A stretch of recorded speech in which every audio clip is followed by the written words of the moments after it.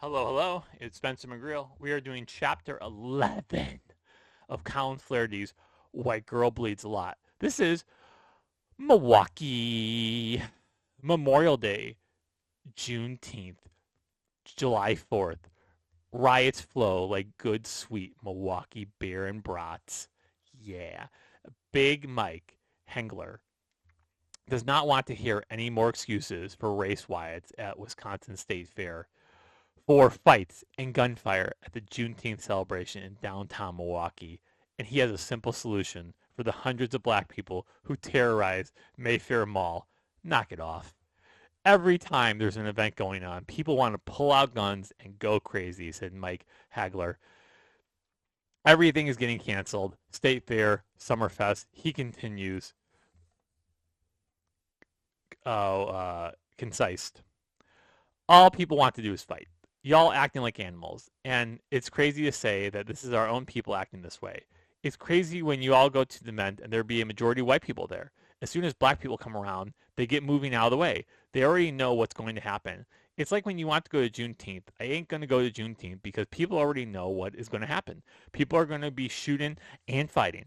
Big Mike has a lot of videos calling out black mob violence in Milwaukee. And Big Mike is still a teenager. It cannot be as bad as he thinks, right? What Big Mike is talking about. In New York, the locals talk about the best place to get a bagel. Bagel. In San Francisco, it's the Italian restaurants. In Milwaukee, the discussion often turns to race riots. Which one was the worst? Was it the spontaneous violence of the State Fair in 2012, where hundreds of black people beat and terrorized the crowds in and out of the fairgrounds? Or was it the annual race rioting, a rolling race riot, and black celebrations known as Juneteenth? If so, what year? Violence is a regular feature of this annual downtown party. A lot of it has been caught on video and is available on YouTube. Others hold out for 4th of July. For at least 3 years, groups of hundreds of black people have done all sorts of bad things, requiring mounted police, helicopter, paddy wagons to bring it under control. And let's not forget the random acts of racial violence on buses, on street corners, at shopping centers, and in other public places that are not so popular on YouTube. Haven't heard about that? Neither have I. We both need to get out more. Let's start with July 4th, 2011. It started out like a flash mob that had been in Philadelphia, Chicago, or any other dozens of places around the country where black people meet at, rush in, and rob the store. 50 to 100 black people rushed into a BP store after the fireworks. They looted it, ran off, but then the crew took it to a new level. They headed to a nearby park where 10 or 20 local white kids were enjoying a 4th of July firework gathering. Stupid white kids. We'll get them. Milwaukee Police Chief Flynn described what happened next as fights, which is a curious way to describe a large group of black kids beating up a small group of white kids. How about a race riot? So a roaming gang of violent racial black people beating up innocent whites. Though some reports blanched at the term useless to the proper. Though some reporters, blanched at that term unless the perpetrator issues a press release stating their racial intentions. Perhaps some of the victims tried to defend themselves, but that is not clear either. Police came, the mob ran away. Police refused to take a report or investigate the riot, or show up any curiosity in the convenience store videotape that night. Anyway, the next day, victims started calling police, wanting to know the status of their investigation. The police on duty knew nothing about it. No one had even filed a report.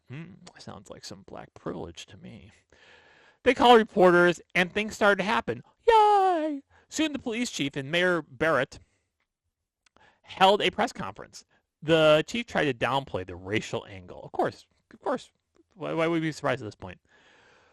Over the weekend, this is why white people need our own ADL, by the way. Over the course of the weekend, the chief said the city had victims of crime that were black and white and Asian, so that proved the crime wasn't colorblind. Well, there's plenty of white people were lynched, more than black people in the South, so I guess we can't use lynching as a black person thing. And he did not appreciate that some people on blogs and talk radio were trying to sensationalize it. You know what? We'll sensationalize the fuck out of it. Fuck yourself. At least there was not much danger of that from the initial coverage by the local daily paper. This is almost word for word what Emily Gultenberger, the liberal Philadelphia reporter, said after the black mob beat her up, and while Mayor Nutter said before reality forced him to open his eyes, if only temporarily. The level of violence finally forced the local paper to do what the local police would not. Talk to the victims. Sheena Perry remembers the punch to her face, blood streaming from a cut over her eye, her backpack with her asthma inhaler, debit card, and cell phone stolen, and then the laughter. It's not enough, right, that they hate you for being white. They want to laugh at you as you bleed. They said, "Oh, white girl bleed a lot," said Perry, 22. Oh, that's the name of the book. Who was attacked at Kilbourne Reservoir Park over the 4th of July weekend. The next day, more and more victims of this racial violence came forward, describing the attacks, the laughter, the beating, the weapons. They were just having a good time, said one of the victims of the attackers, referring to the laughing and joking during the violence. Sick. Another victim said, "I heard laughing as they were beating everybody up." I guess these black people need to be quarantined and re-educated. They were eating chips like it was a picnic. Sound familiar? The chief started singing a different tune, saying the members of the mob were barbarians. Good. But by then it was too late. The people of Wisconsin and Milwaukee knew two things. One, they had a full-scale race riot. And two, the police were not capable of calling it by name, let alone doing anything about it. Spencer, we have to fund the police. Who's going to protect us? Not them, apparently. This attack came after the Black Holiday celebration in Milwaukee, known as Juneteenth. News accounts are sketchy at best, but 1 year later, after another massive disturbance where 54 people were arrested as a helicopter kept tabs, witnesses recounted their experiences from 2011. My girlfriend and I walked up to the Juneteenth last year from River West. We got there right at the end. Anyway, on our walk back home, half a dozen squad cars rushed past us, and one squad car stopped. The officers were wearing full riot gear and said something to us like, "What the hell are you doing, quote unquote, white people? You're doing in this neighborhood? Get out of here. Don't you know there's a riot going on a block away?" But you see, officer, this is a public street, and just because I'm white doesn't mean that you can push me around. See, we have to make America safe for white people again. They did not know the kind of danger they were in. Longtime Milwaukee resident Sandra Richardson knew. When she grew up, she remembers Juneteenth as a peaceful, happy celebration. Today, that's different, she told the Journal Sentinel. If young African-American male and females would truly know the meaning of Juneteenth, it would be less violent. No, not everyone is so candid. Several of the victims of White Girl Bleeds a Lot beat down refusal to describe the attackers as racial. They said it would be too divisive. You kept the, oh my God. Be divisive. Do you really care? Are you just afraid? Are you just going to be afraid your whole life, and then you're going to die, and then I don't think your fear will spread to the next generation, but you're not giving the next generation a fighting chance unless you give them accurate information on what we have to deal with now in this time period. Be brave. When you have a conversation with somebody, you embarrass yourself. Think how in 100 years no one's going to care about anything you said. Right? My grandfather died, and I remember some of the things he said, but all of his friends are dead. It doesn't matter anyway, so you might as well be brave and not be a pussy. Two local media personalities had no problems with it. They knew that the divisive part was over. Now was the time for justice. Talk show host James Harris of 620 WTMJ in Milwaukee told a television audience the facts about the white girl beatdown. It wasn't a colorblind crime. It's something that happens all over the nation. We have this epidemic of black young teenagers that are having mob violence, mob activities from Washington, D.C. out to Denver, all over the South as well. It's part of the perfect storm of entitlement, dependency, political correctness, and this whole idea of white guilt, where we're afraid to identify who it is that's attacking and the reasons why they're doing it. Oh, nice job, James Harris. The mayor and police chief were you got to speak to James Harris's point. If you're gonna speak, if you're gonna grow up and people are gonna hate you anyway, you might as well tell the truth, right? You might as well speak the truth as loud as you can. And also, people aren't gonna know you. One of the reasons people are so lonely today is that they keep hiding who they really are. Be yourself. The mayor and police chief were more worried about being accused of racial profiling than the fact that black mobs were roaming downtown streets hurting people, excuse me. The reason why this was a PC response is because it was black mob violence. You guys, fellow panelists, are in denial. We have a real problem, a real sickness in the black community that until you address it will continue to explode. It will continue to explode.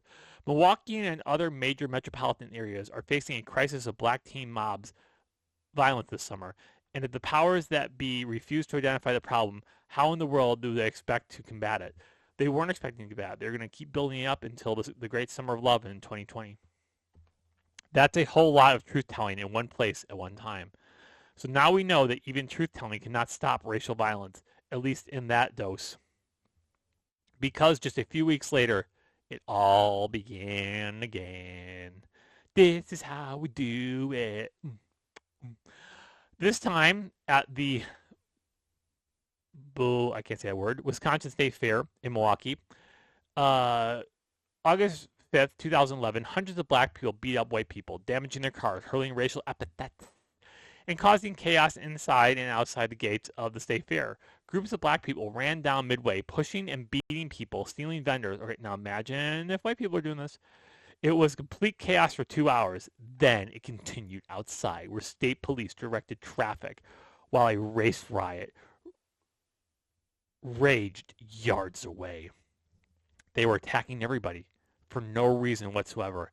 It was 100% racial, claimed Eric, an Iraq war veteran from San Francisco, who said young people beat on his car. I had a black couple on my right side, and these black kids are running in between all the cars, and they're pounding on my doors and trying to open the doors of my car. And they didn't do one thing to this black couple that was in the car next to us. They just kept walking right past their car. They were looking in everybody's windshield as they were running, seeing who was white and who was black. Guarantee it. There's a famous video during the 2020 BLM riots where there's this black woman screaming at the top of her lungs like, they beat all the white people up. What's on the white people? Eric was a war veteran. Said that the scene he saw Thursday outside the state fair compares to what he saw in combat. That rated up right up there with it. When I saw the amount of kids coming down the road, all I kept thinking was, there's not enough cops to handle this. There's no way. It would have taken the National Guard to control the numbers of kids that were coming off the road. They were knocking people off their motorcycles. When the monetary system finally collapses in the United States, when you no longer have EDP cards, when you no longer have a welfare system, it's going to be hell on earth. You got to get out of the cities. You don't know what you're in for. I mean, it's going to be hell of television. I'll tell you that. 2020 was a preview, not the end. Another witness who asked to remain anonymous said, it was like a scene you needed in the National Guard to control. To me, it looked like a scene out of a movie, claimed the anonymous witness. I've not seen anything like this in my life. It was a huge mob, and it was a fight that may have lasted 1 or 2 minutes. Norb Roffers claimed that as he left the state fair with his wife, crowds near the entrance were large. As we got closer to the streets, we looked up the road and we saw quite a bit of commotion going on. And there was a guy laying on the road. He wasn't even moving. Finally, a car pulled up. They stopped right next to the guy and looked like someone was going to help him. We were kind of stuck because we couldn't cross. Traffic was going, though. Young black men running around, beating on people, and we were like, let's get the heck out of here. The light turned, and I got attacked from behind. I just got hit in the back of the head really hard. What the heck is going on here? I heard my bell ring. Rolfers further described what witnesses said happened to the man who was laying in the street. People were saying he was on a bike. They tore him off his bike and beat on him.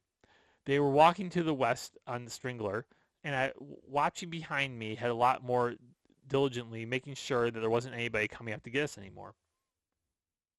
The local TV station had a report about the extreme violence and chaos. The attacks were racially motivated, said witnesses. 7 police officers were injured. 31 black people were arrested. The violence left workers and patrons of the fair in West Allis shaken, reminded many of the mob-like disturbances that occurred over the 4th of July weekend in Milwaukee. Police Chief Flynn and Mayor Barrett said that they were not going to get tough. Said they were going to get tough. Do they get these characters out of central casting when they want to find ineffectual public servants? ? But 4th of July beatdown, before the State Fair riot, before the Memorial Day melee, the people of Wisconsin had a preview of racial violence in January 2011 at a local mall. Over 100 black teenagers met in January 2011 at the Mary Fair Mall, the nicest mall in the whole state. There's kids running all over the place. They're just screaming, running. I got a customer on the floor over there. They're busting out of glass tables. Get people over here, a Boston store employee told 911 dispatchers. We need police right away at the Boston store. They're taking over the store. Hurry. The kids are all over the place, all over the top level. They're just everywhere, running, screaming, breaking things. Another frantic employee told 911. After they were done trashing several shops inside, they took the carnage outside. The police report said dozens of kids forced their way onto a bus without paying and wouldn't get off. While police were clearing the bus, a fight involving 40 kids broke out outside McCormick and Schmeckmix restaurant, something. The restaurant went into lockdown after diners reported hearing gunshots. Yikes. At least 3 black people in Minnesota had an excuse. When they trashed the Mall of America, they thought Lee Wayne was going to be there. Lee Wayne. Maybe it's Little Wayne. Little Wayne. Not Lee. Little Wayne was going to be there. A few days after that, the mall carnage in Milwaukee, Shirley Walkhops, a black reporter, wrote an open letter to the kids who tore up the Mayfield. She told them to cut it out because if not, people would talk bad about them. Do you think they care? When someone is destroyed, man. What a female response. People are going to talk bad about you. Does it make you feel bad? These are violent criminals, idiot. None of you seem to have any concept of what's being said about you out here in the real world. Do they really care? Look at working journalists. I'm supposed to say stay neutral. But through your actions last week, you are making things a lot worse than yourself and for the entire black community. I want white reporters to talk like this. You just reinforce old standby stereotypes. We are nothing but uneducated troublemakers. And then they're saying that you are just going to be the product of your environment and will probably end up pregnant and poor or in prison. Ah, yes, the good old stop rioting or people will not say nice things about you approach. Why not? They tried everything else. There's no word from Shirley about if her advice to black people who just tore up the state fair and who beat up those kids on the 4th of July. Meanwhile, one of those quote-unquote teens arrested for rioting at the state fair is keeping it real. He said he attacked white people because he could. Police said the teens told investigators whites were chosen because he considered them to be quote-unquote easy targets. Hey, fellow white man listening to this, are you an easy target?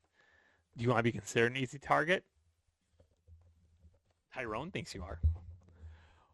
One of deniers' favorite weapons is the crime rate and how it's going down. At the same time, what is going up is the number of stories all over the country that say police are refusing to take crime reports.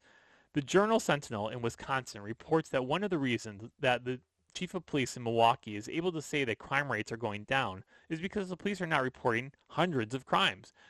This underreporting is also happening in Chicago, where Second City Cop Blog said on a busy night on one of the said that on a busy night, only 1 in 10 crimes are actually showing up on the books.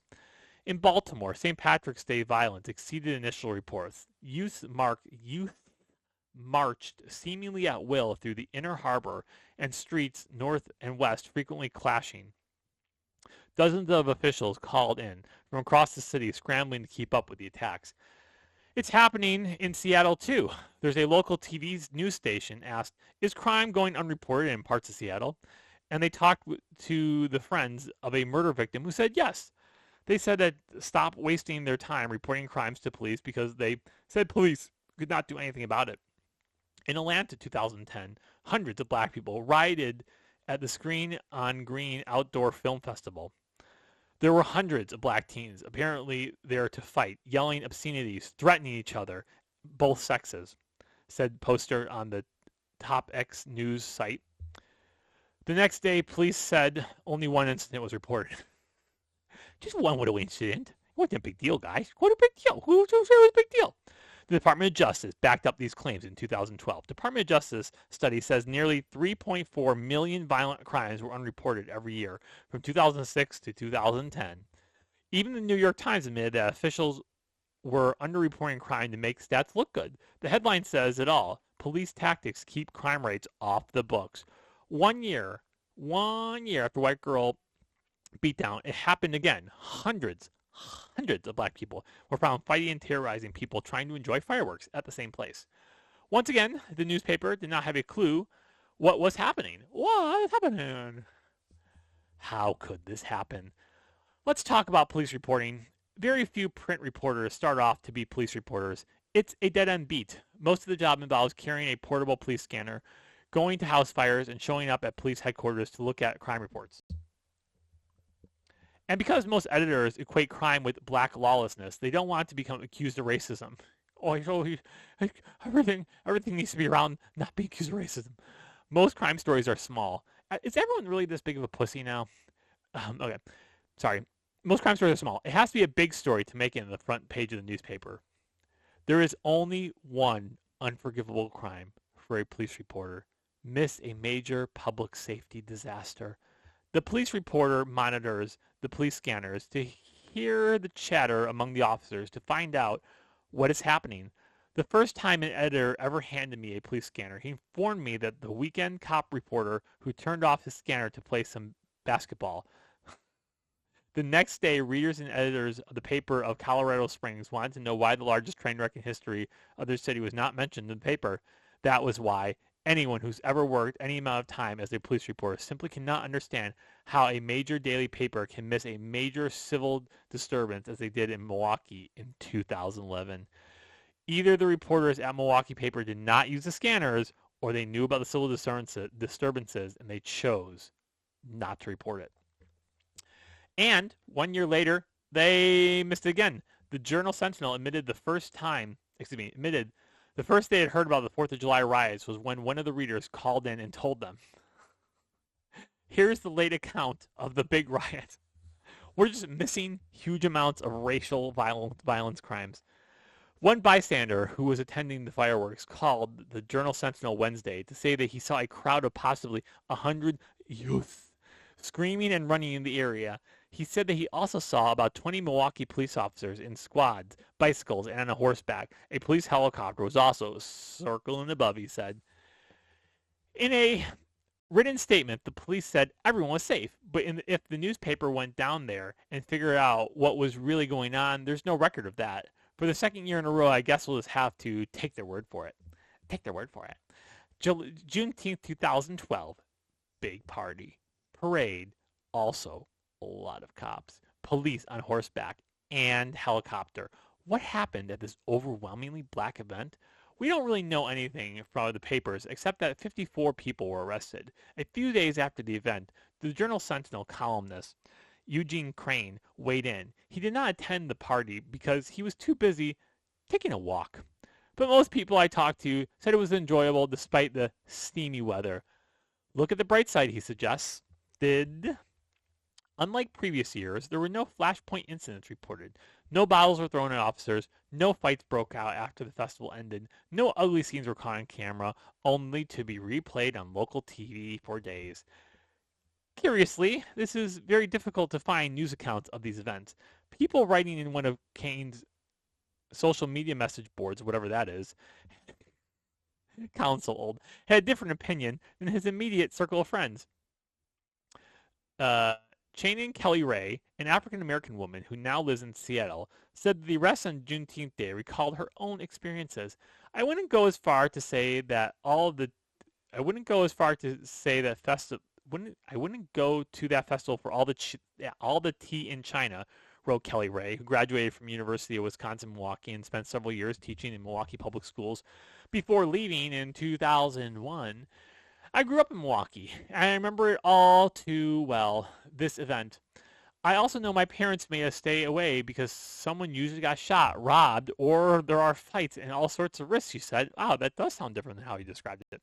In 2011, the paper did not do much with it, but at least one local TV reporter filed a story about how disappointed he was that a quote-unquote few people were causing trouble. Once again, excuses. Like, remember Charlottesville, right? A few people, would they describe that as a few people causing trouble? No, because they were white. And most of the people had a quote unquote positive experience there. I probably would have believed the guy had it not been for the video taken from a helicopter showing a crowd of hundreds of black people, maybe more, stomping a car, being the driver, and then wrecking the car. Then doing it again to a different car and a different driver. One other video shows thousands of black people milling around with one hitting a policeman and another ignoring directives to disperse.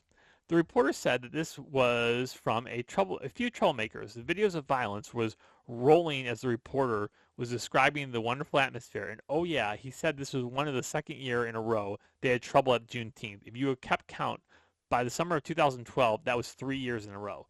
2 people were arrested. 4 were cited.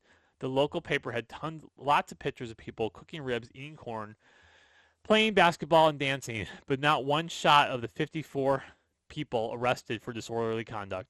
Not one of those people were caught with guns.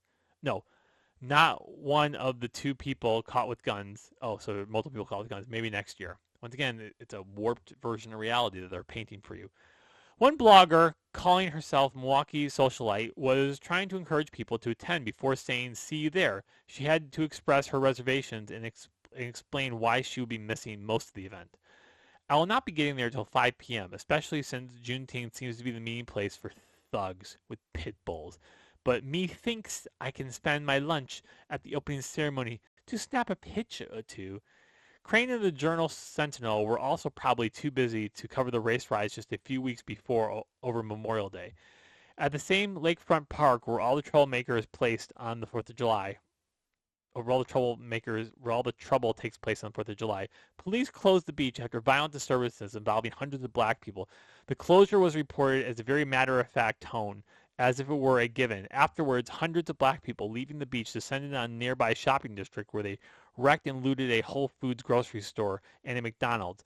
Fox 6 News obtained amateur cell phone video showing the chaos. There were car stompings, yelling at kids, telling them to stop. One man said, "Stop fighting, stop fighting." They kept on fighting. Other kids were trying to pull them apart, but they wouldn't stop. I see like 8 motorcycle cops, 2 horse cops, and about 5 cars, 7 cops across the street. They were right here on the sidewalk, right in front of McDonald's. They're climbing over the rail bottoms, standing there yelling, "Go, stop, keep fighting." Alan Miller, who witnessed the ordeal, said... Oh, that's what he said. Miller's a regular at the McDonald's, and he has seen this kind of thing before. He said it wouldn't be the last time either. "I figured everyone was walking down the lake because it's a nice day. I think something's going to happen that day," Miller said. The incident is similar to one last 4th of July when a mob ransacked a gas station just a few blocks away. Police made 4 arrests all day. If you look at the crime statistics, this riot never even happened. So for everyone keeping track, we covered the 4th of July, Memorial Day, Juneteenth, and the State Fair. Colin, what about St. Patrick's Day 2012? You might be asking. Nothing happened. Oh, I'm over 50% Irish. If you ask people to check in the newspaper, but if you go on YouTube, you'll see a lot of fighting. Police with billy clubs, police on horses, and I don't know if the police helicopter was around or not. Maybe the police scanner in the newsroom was broken that day. Every once in a while, people who read my articles will say, "That wasn't a riot," or "You have no evidence that was a race riot." And I may doubt myself for about 1 second, and then all I have to do is look on the internet for proof. I watched a YouTube video from a November 2011. There are a few dozen black people fighting in a Walmart parking lot. Apparently the fight started inside then and spilled onto the parking lot. One person got run down by a car. So you tell me, what does that sound like? The journal is plain semantics. The Journal Sentinel might be sleeping their way through many of these disturbances, but every once in a while, the self-proclaimed watchdogs, quote unquote, wake up long enough to report something useful. In 2012, they did confess that Milwaukee police were underreporting violent crimes to make the city look safer than it really was. When Milwaukee Police Chief Edward Flynn touted the city's fourth straight year of falling crime in February, hundreds of beatings, stabbings, and child abuse cases were missing from the court. A Journal Sentinel investigation has found, and he's not going to get fired.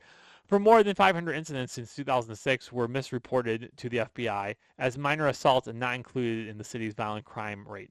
The investigation found that tally is based on a review of cases that resulted in charges, only about 1/5 of all crimes reported.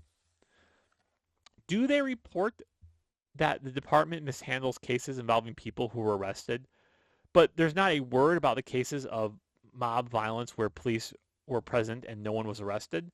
Okay, watchdogs, so you go back to that shady tree next to the barn now. But Colin, you ask, what about River Splash or Greek Fest or those other festivals where fighting and gunfire were things that got a little out of hand? You look them up. Big Mike knows I am through with Milwaukee, except for one thing. In June 2010, Juneteenth became a Wisconsin state holiday. Oh man, that's it for today, guys. But next time we're covering Iowa. Oh man, Iowa. All right, look forward to it. Like and subscribe. Thank you so much. Bye bye.